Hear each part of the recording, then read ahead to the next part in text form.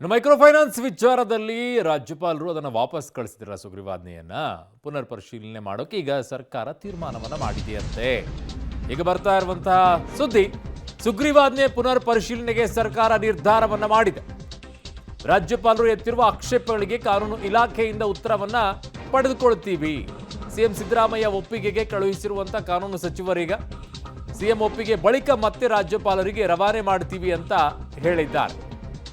ಪುನರ್ ಪರಿಶೀಲನೆಗೆ ನಿರ್ಧಾರವನ್ನ ಮಾಡಿದೆ ಸರ್ಕಾರ.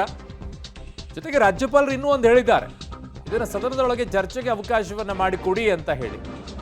ಸರ್ಕಾರ ಮಾಡಬಹುದು, ಬೇರೆ ಬೇರೆ ವಿಚಾರಗಳು ಬರಬಹುದು. ಇನ್ನು ಹಲವು ಶಾಸಕರು ಹಲವು ಜಿಲ್ಲೆಗಳಲ್ಲಿ ಆಗ್ತಾ ಇರುವಂಥ ಅವರ ಕ್ಷೇತ್ರಗಳಲ್ಲಿ ಆಗ್ತಾ ಇರುವಂಥ ಬೇರೆ ಬೇರೆ ಸಮಸ್ಯೆಗಳಿರಬಹುದು. ಈ ಮೈಕ್ರೋ ಫೈನಾನ್ಸ್ ವಿಚಾರದಲ್ಲಿ ಅವುಗಳೆಲ್ಲ ಚರ್ಚೆಗೆ ಅವಕಾಶ ಮಾಡಿಕೊಡಿ. ಯಾಕೆ ಕಷ್ಟ ಆಗುತ್ತೆ?